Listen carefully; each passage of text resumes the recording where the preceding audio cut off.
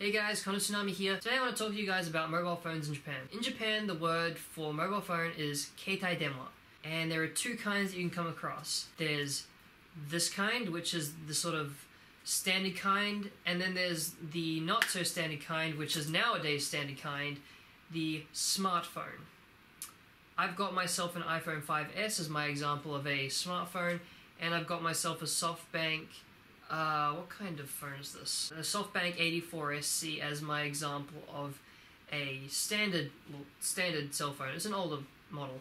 Anyways, there's different kinds of services you can get on both kinds. There are a lot of smartphone-only services that come with them, especially contract kinds. I don't actually know if there's an easy way of getting a hold of a non-contracted smartphone, but I'll get more into that later. And with these, you've got a lot of different options with these kinds of phones. These kinds of phones, the only ones that you can really get a hold of on a prepaid plan, which in my opinion is much better than contract for, you know, sort of different circumstances. The circumstance under which this kind of phone is better is that you're kind of in a situation where you don't really need a phone that you'll keep for a long time. For example, if you're on just a temporary exchange, or you might need a phone on a business trip or something, and it's kind of more, you know, something you want to hold on to just in case you come back again, this is probably the way to go. You can also get rental phones at the airport. However, I've never done that, so I can't really give you guys any tips on that. This, however, only costed me maybe just around $100, although you can get cheaper models, although only certain models support prepaid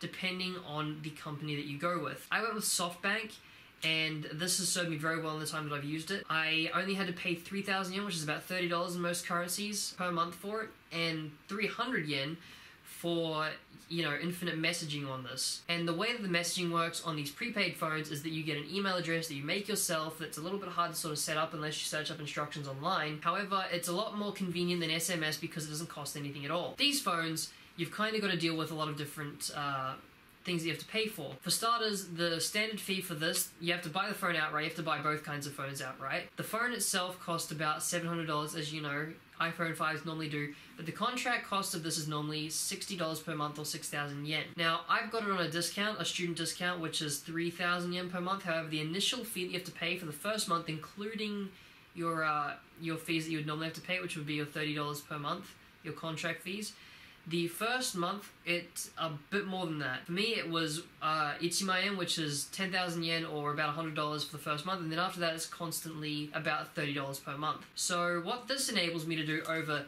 this phone is that this phone allows me to be called inside my apartment, whereas this one does not. These have a little bit less reception range than these ones do, due to being, you know, older and having, you know, not such good reception capabilities in them.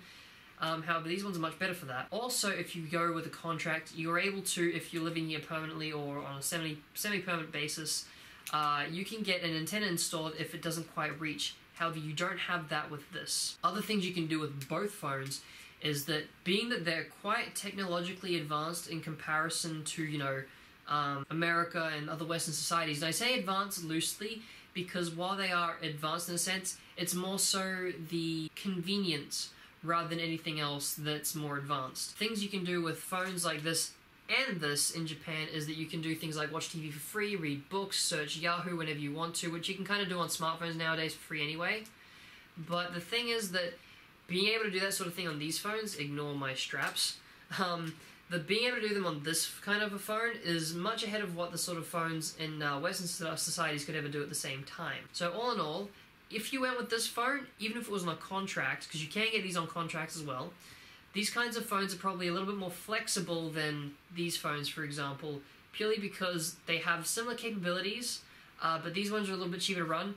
Prepaid doesn't offer the same stuff that contract does, so you don't get the ability to watch TV, you don't get to read books on it.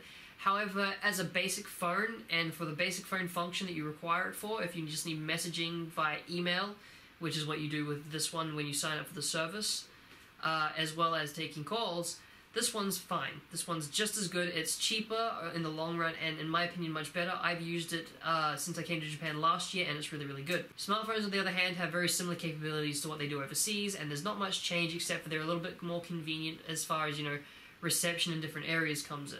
However, one thing that this has over the flip phones and the standard phones is that it can be kind of used like a credit card in Japan. Now, this might seem kind of strange to people who aren't used to this sort of a thing, But in Japan, there are lots of different ways to pay for things because they don't really tend to use credit cards. In Japan, they tend to use point cards and even their phones. Now, the way the phone is used is they simply like scan somewhere, and upon scanning it, it simply takes the money from the phone and it pays it, and then that becomes part of your bill, like part of your phone bill later on in the month. So that's a really handy use for your phone if you find somewhere that offers that capability. Personally, I haven't actually run across a place like that quite yet, but it's a capability I'm aware of, and it's very interesting to say the least. You can also do things like check your train times really easily using the Japanese apps that are Japanese exclusive, of course. But all in all, it's a very, very interesting way of using your phone, you know, for something like that. And it's very advanced in my opinion, and I'm sure anyone who comes to Japan and finds out they can't use their iPhones from home to do that are going to be very disappointed for it. But basically, those are the kind of differences I want to explain between the two kinds of phones you can get in Japan.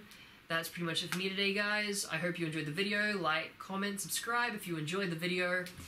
And that's it for me today. So, thank you all for watching. This is ConnorTsunami, signing out.